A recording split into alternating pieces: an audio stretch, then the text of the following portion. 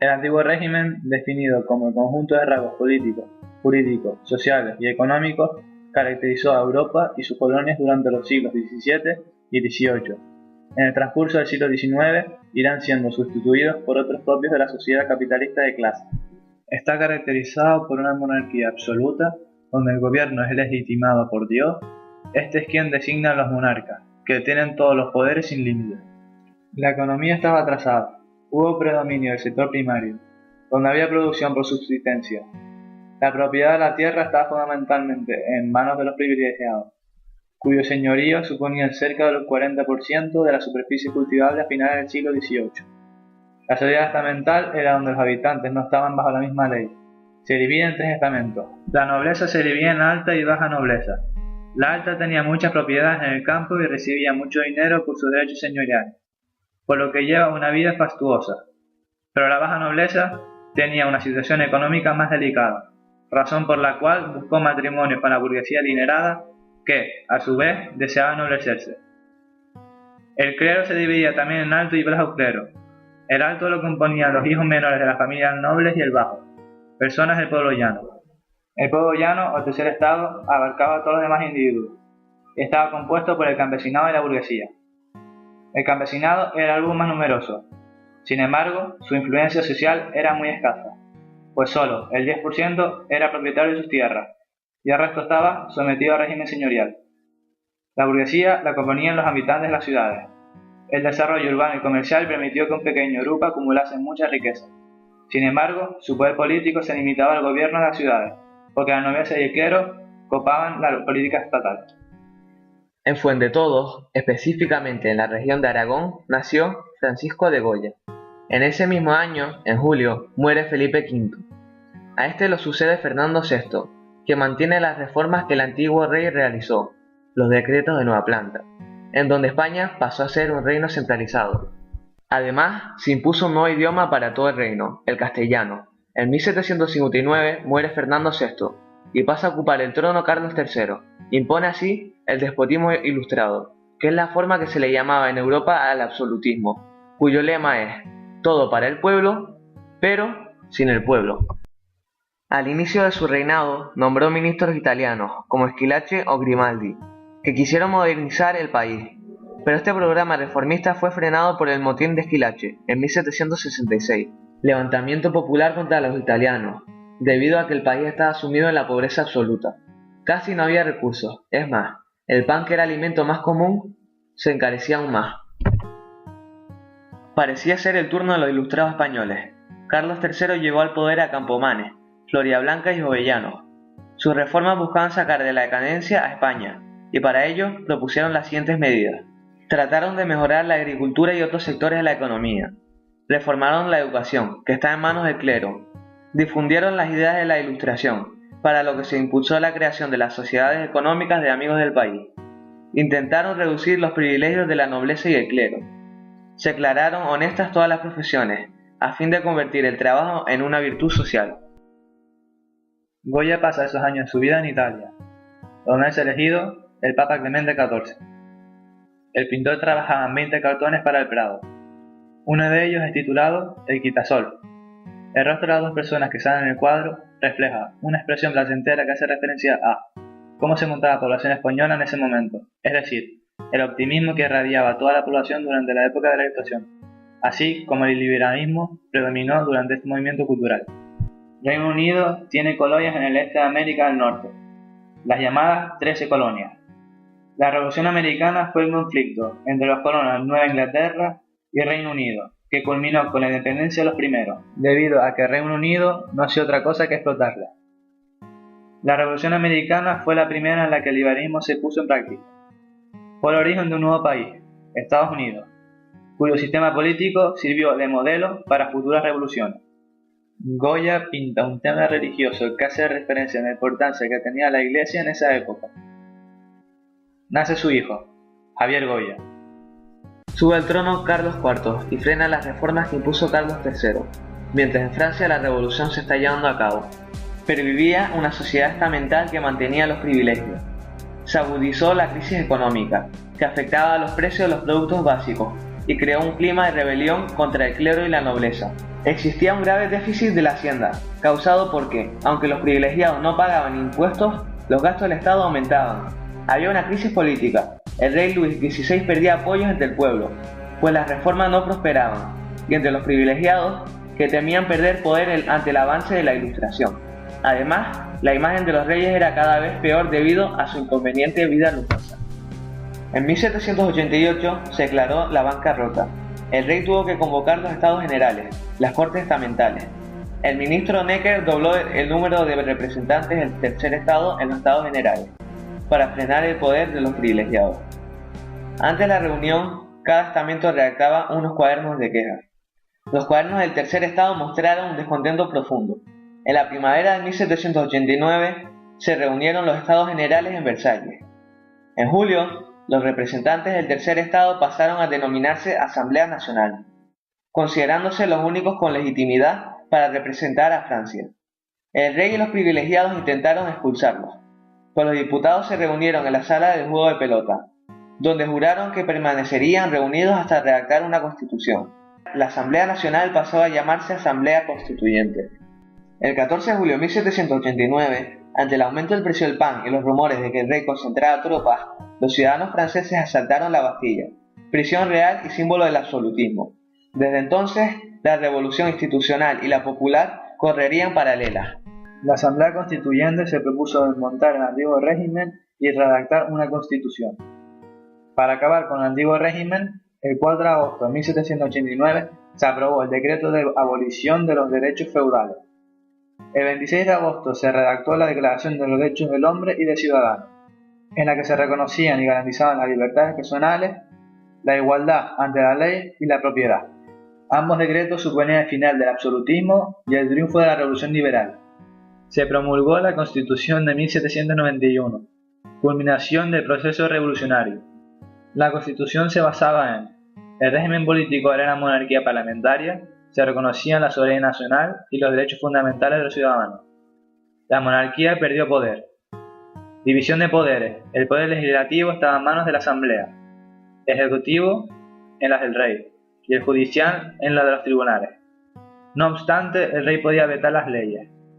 La Asamblea se elegirá por sufragio censitario, es decir, los votantes que debían tener 25 años también tenían que poseer una determinada renta o propiedades. La Constitución de 1791 suponía el triunfo de la alta burguesía, pero provocó la insatisfacción de las masas populares. Tampoco el rey y los privilegiados aceptaron estos cambios. Muchos privilegiados emigraron y empezaron a conspirar desde el exterior. Tras aprobar la Constitución hubo elecciones. La llamada Asamblea Legislativa en el año 1792 tuvo un predominio de los moderados. Asustados por la revolución, Austria y Prusia declararon la guerra a Francia en abril de 1972. El 10 de agosto de 1792, la población de París, enfurecida por la proximidad de los ejércitos extranjeros, asaltó el Palacio de las Tullerías, residencia de los reyes, que tuvieron que refugiarse en la Asamblea Nacional. Esto supuso el final de la monarquía y el establecimiento de la República. Goya pinta el pelele, que muestra el optimismo que había en la población durante la Ilustración. Ese mismo año pinta un cuadro representando a Sebastián Martín. Con ello quiere resaltar el lujo en el que vivía la burguesía. Durante su viaje a Andalucía, Goya enferma gravemente. Luis XVI muere guillotinado.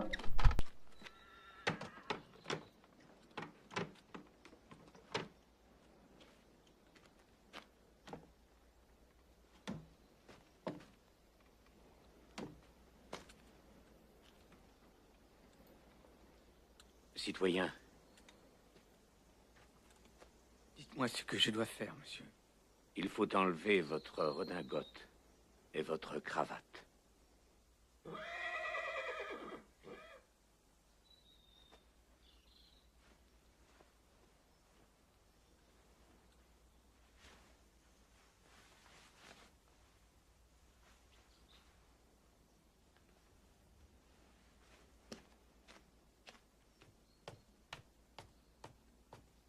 Ce n'est pas nécessaire, monsieur.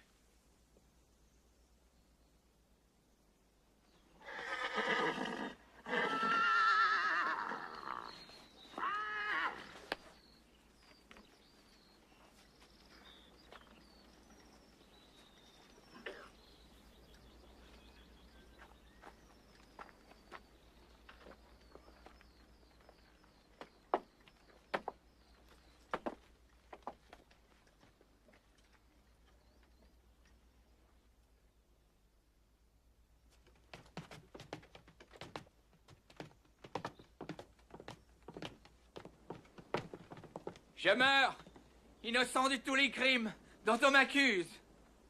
Je pardonne à ceux qui sont coupables de ma mort.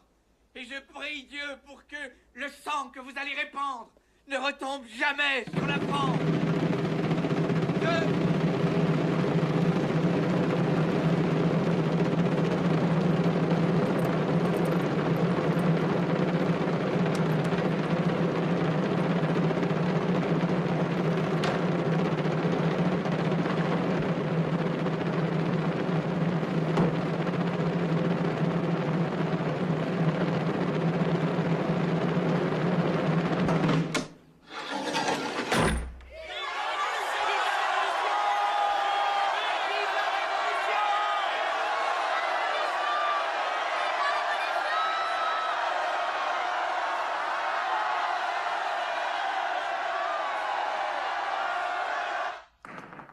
Francia declara la guerra a España. Robespierre se hizo con el poder, fue perdiendo sus apoyos. Cuando intentó una nueva serie de arrestos, se produjo el golpe de estado del 9 de Thermidor, 27 de julio de 1794, tras el que fue juzgado y guillotinado, terminando así con el terror. Napoleón, ya llamado cónsul, se hace con todo el poder. Manuel Godores, que en ese momento era el dueño de la situación política de España, firmó el Tratado de Fontainebleau, acordando que las tropas francesas pudieran establecerse en España con el propósito de invadir Portugal. El motín de Aranjuez fue un levantamiento ocurrido el 17-18 de marzo de 1808 por las calles de esta localidad madrileña. Se desencadenó debido a varias causas, entre ellas las consecuencias de la derrota de Trafalgar, que recayó fundamentalmente en las clases humildes. A ello hay que sumarle el descontento de la nobleza, la impaciencia del príncipe de Asturias, el futuro Fernando VII, por reinar, la acción de los agentes de Napoleón, las intrigas de la corte, donde se iba creando un núcleo opositor en torno al príncipe de Asturias, formado por aristócratas recelosos del poder de Manuel Godoy, y escandalizados por las supuestas relaciones de este con la reina María Luisa de Parma, así como el temor del clero a las medidas desamortizadoras. Madrid fue ocupada por las tropas del general Murat el 23 de marzo. Al día siguiente se produce la entrada triunfal de la ciudad de Fernando VII Y su padre, Carlos IV, que acababa de ser forzada a abdicar a favor del primero. Ambos son obligados a acudir, para reunirse con Napoleón, a Bayona, donde se producirá el hecho histórico conocido como las abdicaciones de Bayona, que dejará el trono de España en manos de Napoleón. Este corona a su hermano mayor, José Bonaparte. Esto provocó revueltas en España, que dieron lugar a la Guerra de la Independencia, que iba a durar 5 años y que consumió los principales recursos del imperio. La guerra se desarrolló en varias fases, en las que ambos bandos tomaron sucesivamente la iniciativa. Los primeros éxitos de las fuerzas españolas en la primavera y en el verano de 1808, con la batalla de Bruch, la resistencia de Zaragoza y Valencia, y en particular la sonada victoria de Bailén, provocaron la evacuación de Portugal y la retirada francesa al norte del Ebro. La retirada de efectivos con destino a la campaña de Rusia fue aprovechada por los aliados para retomar la iniciativa a partir de su victoria, en la batalla de los Arapiles, el 22 de julio de 1812, y contrarrestando la ofensiva francesa, avanzar a lo largo de 1813 hasta Pirineo, derrotando a los franceses en las batallas de Vitoria y San Marcial, siendo la batalla de Toulouse, 10 de abril de 1814, el último enfrentamiento de la guerra.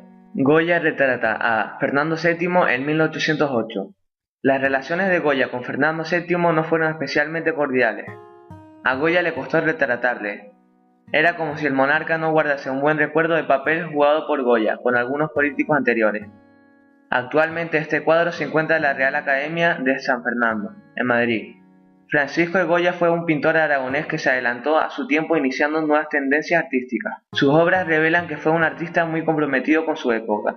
El retrato de Fernando VII pertenece a la pintura pre-expresionista, que es un estilo propio de Goya que más tarde inició el camino artístico del expresionismo, que es una corriente artística que buscaba la expresión de los sentimientos y las emociones del autor, más que la representación de la realidad objetiva. Con esta obra, Goya quiere dar prestigio al rey de España, en un momento en el que las tropas de Napoleón amenazaban con lo que más tarde conseguirían, de poner al rey actual y colocar en su lugar un familiar del general francés. En 1810, Goya pinta el Coloso. Es una pintura al óleo sobre una tabla de pequeño formato. Con esta obra, Goya quiere transmitir de forma simbólica cómo las tropas del Imperio francés, al mando de Napoleón, invadieron España y colocaron como monarca a José I, hermano del general francés. Por lo tanto, es una crítica hacia las tropas napoleónicas.